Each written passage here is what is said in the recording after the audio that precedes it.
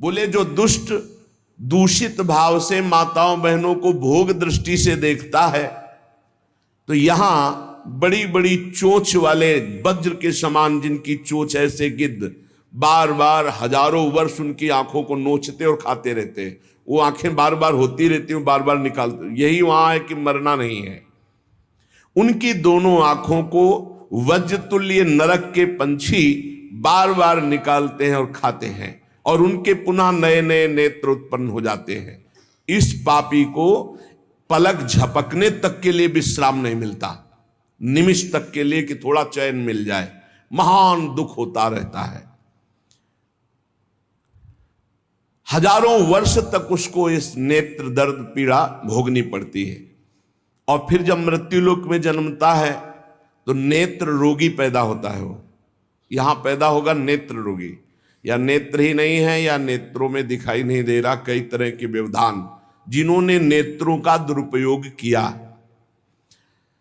अब जिन लोगों ने, जिनको तुम देख रहे हो इनकी जबान काटी जाती है, बार बार जबान नोची जाती है, ये वही लोग हैं जो शास्त्र का गलत उपदेश किए हैं, गलत अर्थ किए हैं, अपनी वासना की पूर्ति के लिए शास्त्र का गलत प्रयोग किए हैं, जो किसी को गलत सलाह दी है तो इनकी जबान बार बार छोटे छोटे हिस्से में तलवार से काटी जाती है।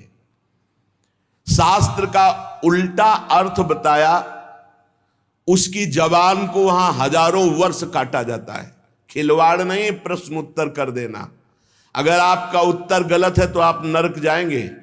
प्रश्न करता तो आप पर श्रद्धा करके पूछ रहा है और आपने मनमानी उत्तर दे दिया और वैसा आचरण कर दिया तो उसको पाप नहीं लगेगा, पाप आपको लगेगा क्योंकि आपने आदेश किया है और आपकी दुर्गति हो जाएगी। इसीलिए अनाधिकारी को जब जनक जी महाराज विदेह राज ने पूछा, निमि जी ने नवयोगेश्वरों से कि मैंने यही प्रश्न कर्म के विषय में सनकादि से पूछा था, वो मौन थे, कोई उत्तर नहीं दिया, क्यों? तो बोले उस समय आपका ज्ञान जागृत नहीं हुआ था, आप उस समय अनाधिकारी थे, कर्म का बड़ा सूक्ष्म विषय होता है, इसीलिए वो मौन थे।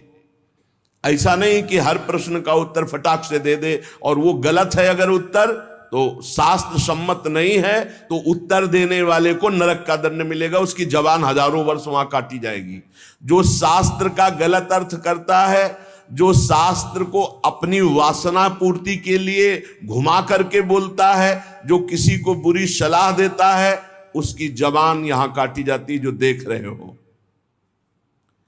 और हे सुमति जी, जो वेद की निंदा करते हैं, देवताओं की निंदा करते हैं, संतों की निंदा करते हैं, वैष्णव की निंदा करते हैं, गुरु की निंदा करते हैं, गुरु पर दोष दृष्टि करते हैं, गुरु को वक्र दृष्टि से देखते हैं, क्रोध दृष्टि से, उन सब को यहां भयंकर वज्रतुल्य वाले जिनकी चोंच है, ऐसे पक्षी गिरा गिरा करके उनके अंगों को नोचते हैं, जबान, आंख और उनके शरीर के अंगों को।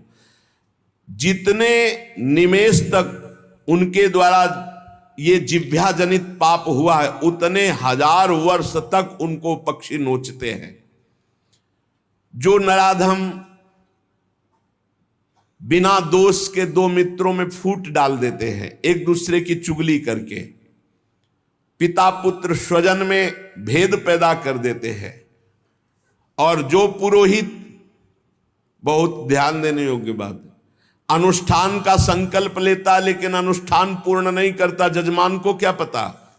जो पुरोहित जजमान से नियत संख्या ले ली धन और अनुष्ठान पूरा नहीं किया, या जो अपनी माता और पिता का अपमान किया, जो अपनी शरणागत, अपने अर्धांग विराजमान पाणिग्रहण की हुई पत्नी का विविध प्रकार से अपमान और शोषण किया, वो यहां आरे से चीरे जाते हैं हजारों वर्ष तक। दिखाया, देखो ये बीच आरे से आराम आराम से एक एक अंग चीरे जाते हैं।